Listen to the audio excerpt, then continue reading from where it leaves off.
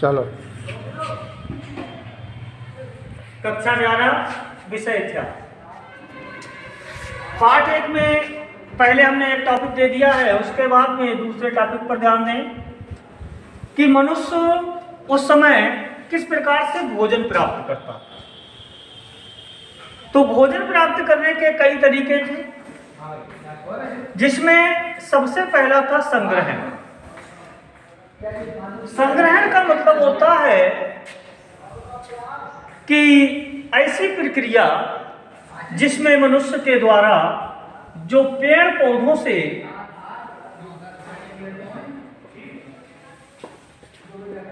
खाद्य पदार्थ प्राप्त होते हैं, और इन पेड़ पौधों से जो खाद्य पदार्थ प्राप्त होते हैं उनमें बेर, गुठलियां, फल, कंदमूल आदि। दूसरा तरीका आता है अपमार्जन का। अपमार्जन का मतलब क्या है कि जो हमारे जानवरों के मृत शरीर और इन मृत शरीरों से मनुष्य उस समय मांस, मज्जा को खुरच कर भोजन के रूप में प्रयुक्त करता था। तीसरी बात आती है मछली पकड़कर, क्योंकि मनुष्य का एक खाद्य पदार्थ और भी था मछली, और मछली पकड़ने के जो साक्ष्य हैं वो कई स्थानों से प्राप्त हुए हैं, क्योंकि मछलियों की हड्डियों का ढेर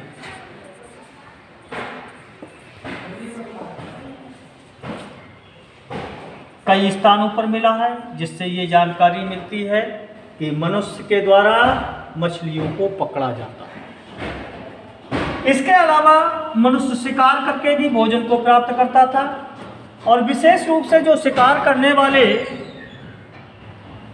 जानवर थे उनमें रेंडियर और घोड़ा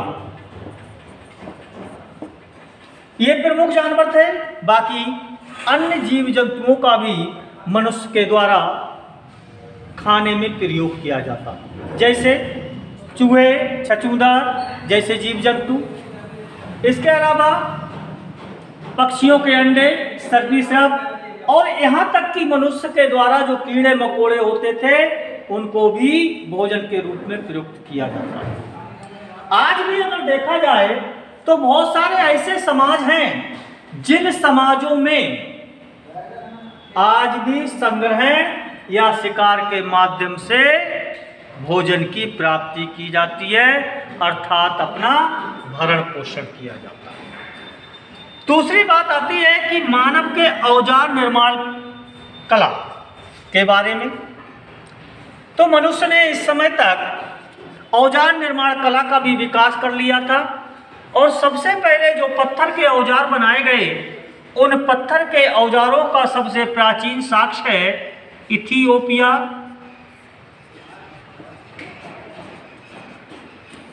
और केन्या। इन दो स्थानों पे मनुष्य के द्वारा जो पत्थर के औजार बनाए गए उन औजारों के साक्ष्य प्राप्त हुए हैं। इसके अलावा ये माना जाता है कि उस समय मनुष्य जो औजार बनाता था उस औजार बनाने में स्त्रियां भी मनुष्यों का सहयोग करती होंगी, क्योंकि स्त्रियां अपने बच्चों के पालन पोषण के लिए कुछ विशेष तरीके के औजार बनाती थीं, जिन औजारों से अपने बच्चों के लिए भोजन प्राप्ति के लिए प्रयोग करती थी। ये कहा जाता है कि 35,000 ईस्वी में कुछ परिवर्तन हुआ, औजारों के निर्माण में परिवर्तन हुआ, और इस समय कुछ नए प्रकार के औजार बनाए गए जो फेंक कर चलाए जाते थे। उन फेंक कर चलाए जाने वाले औजारों में भाला, तीर कमान,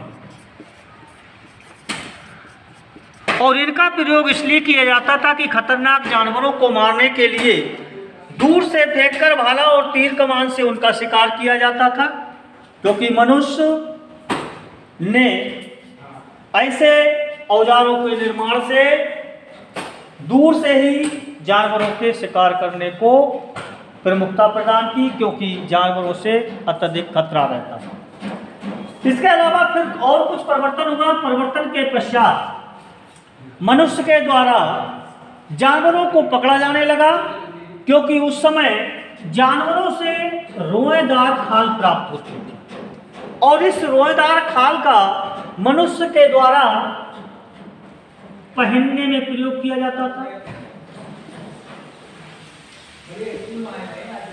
अर्थात कपड़े के रूप में प्रयोग किया जाता था। क्योंकि मनुष्य ने इस समय तक सुई का आविष्कार कर लिया और इस सुई के आविष्कार से मनुष्य के द्वारा रोएदार खाल को सिलकर पहना जाने लगा और कुछ और औजारों का निर्माण किया गया, जिनमें छेनी, जिसे रुखानी कहा जाता है। यह छेनी रुखानी एक ही बात है। और इस छेनी की सहायता से मनुष्य के द्वारा हाथीदांत, लकड़ी या जानवरों के सींग, इन पर नक्काशी की जाने लगी। नक्काशी का मतलब क्या होता है कि इन पर आकृतियों को उकेरा जाने लगा। इसके अलावा मनुष्य ने हथौड़े का निर्माण कर लिया और इस हथौड़े की सहायता से हाथीदांत और सींग, हड्डी, इन हड्डियों और सींगों को पीट पीट कर चपटा किया जाता था और ये इतना चपटा कर दिया जाता था कि एक तरीके से एक साइड में उनके धार सी प्रतीत होने लगती थी और उस चपटे भाग से चाकू का कार्य लिया जाता था।